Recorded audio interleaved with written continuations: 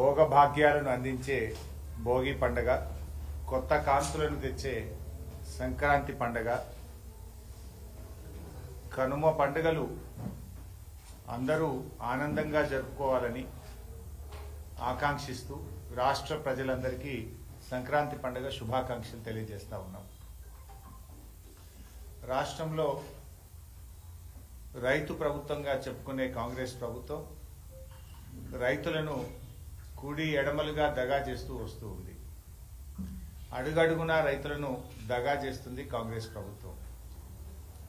రైతుల విషయంలో కాంగ్రెస్ పార్టీ మాటలు కోటలు దాటుతా ఉన్నాయి. ఈ ప్రభుత్వం యొక్క చేతలు మాత్రం గడప దాటడం లేదు. మీరందరూ కూడా సాక్ష్యం. రైతు రుణమాఫీకి సంబంధించి మహబూబ్ నగర్ జిల్లాలో 2 నెలల కింద ముఖ్యమంత్రి గారు 2750 కోట్ల రూపాయల రుణమాఫీ డబ్బులు విడుదల చేశాను అని చెక్ కూడా ఇచ్చాడు. 2 నెలల కింద ఇచ్చాడు. మరి 2 నెలల కింద చెక్ ఇస్తే ఇవాళకైతే సంగారెడ్డికి చేరలే.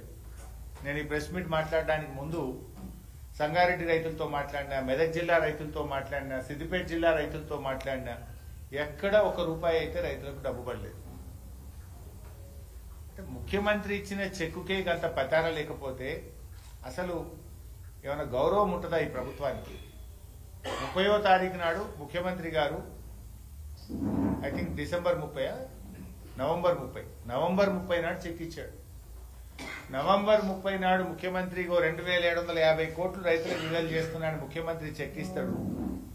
ఈ రోజుకు రైతుల అకౌంట్లలో రుణమాఫీ డబ్బులు పడవు. అంటే నువ్వు డమ్మీ చెక్ ఇచ్చినావా? అంటే ఎన్నికల ముందు ఏదైతే డమ్మీ హామీలు ఇచ్చినావో ముఖ్యమంత్రి అయినాక కూడా డమ్మీ చెక్కులు ఇస్తున్నారా ముఖ్యమంత్రి గారు? మీరు ఎక్కడ పోయినాయి డబ్బులు? మరి గాల్లే ఉన్నాయా? నువ్వు ఇచ్చిన చెక్కు ఎందుకు పాస్ అయితలేదు? అయితే డమ్మీ చెక్ ఇవ్వాలి, లేకపోతే రైతుల్ని ప్రజల్ని మోసం చేయాలి.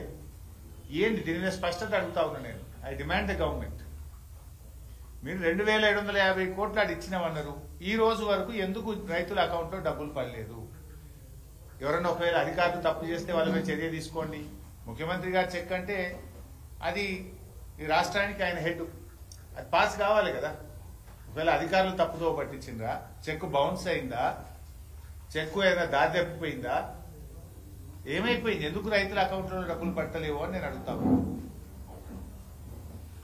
అందరికీ రుణమాఫీ అని కొందరికే పరిమితం చేసిండ్రు రేవంత్ రెడ్డి గారు. ఇవాళ 2 లక్షల పైన ఉన్నటువంటి రైతులు చాలా మంది ముఖ్యమంత్రి గారు డబ్బులు కట్టండి మీకు వేస్తామంటే ముఖ్యమంత్రి మాటలు నమ్మి అప్పులు తెచ్చి వడ్డీలకు తెచ్చి డబ్బులు కడితే ఈ రోజుకు వారికి డబ్బు పడడం లేదు. అన్ని పంటలకు బోనస్ అన్నాడు, ఒక్క పంటకే పరిమితం చేసిండు. ఆ ఒక్క పంటలో కూడా సగం పంటకే బోనస్ ఇచ్చిండు రేవంత్ రెడ్డి గారు. పంటల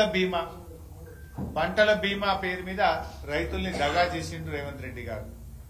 కౌలు రైతులకు కూడా రైతు భరోసా ఇస్తామని దగా చేసిండు రేవంత్ రెడ్డి గారు. ఉపాధి హామీ కూలీలకు ఏదైతే కొత్త పథకం వీళ్ళు చెప్తున్నారో, ఇందిరమ్మ ఆత్మీయ భరోసా పేరిట చెప్తున్న ఉపాధి హామీ కూలీలకు కూడా దగా చేస్తున్నారు. రైతు భరోసా 15,000 ఇస్తామని చెప్పి ఇవాళ 6,000కే పరిమితం చేసి దగా చేస్తా ఉన్నారు. అంటే అడుగడుగునా దగా చేసి ఇది రైతు వ్యతిరేక ప్రభుత్వము అని చెప్పకనే చెప్తున్నారు. వారి చర్యలు, ఈ ప్రభుత్వం యొక్క చర్యలే చెప్తా ఉన్నాయి ఇది రైతు వ్యతిరేక ప్రభుత్వం అని. ఎన్నికలప్పుడేమో అరచేతిలో వైకుంఠం చూపించి ఎన్నికలు అయిపోయిన తర్వాత రైతులకు మొండి చేయి చూపిస్తున్నాడు ఈ రేవంత్ రెడ్డి గారు. ఈ సందర్భంగా సంక్రాంతి పండుగకు ఊర్లలకు వెళ్తున్నటువంటి మా అన్నదమ్ముళ్ళు అక్కా చెల్లెళ్లకు నేను ఒక విజ్ఞప్తి చేస్తా ఉన్నా. పోయినసారి ఎన్నికల ముందు మీరందరూ కూడా ఊర్లలో పోయారు, కాంగ్రెస్ ప్రభుత్వాన్ని గెలిపించారు. ఇప్పుడు ఒకసారి మీరు ఊర్లలోకి వెళ్తున్నారు పండగకు. మనం అందరం కూడా ముఖ్యంగా వ్యవసాయ కుటుంబాల నుంచి వచ్చిన వాళ్ళమే. తల్లో తండ్రో తాతో నాయనమ్మనో అమ్మమ్మనో వ్యవసాయం నుంచి వచ్చిన కుటుంబాలే కదా మనందరం కూడా. ఒకసారి రైతులతో ఇంటరాక్ట్ కండి.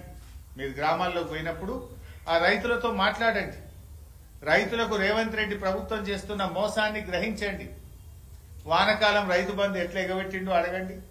రుణమాఫీ కాని రైతుల బాధలను ఒకసారి మాట్లాడండి.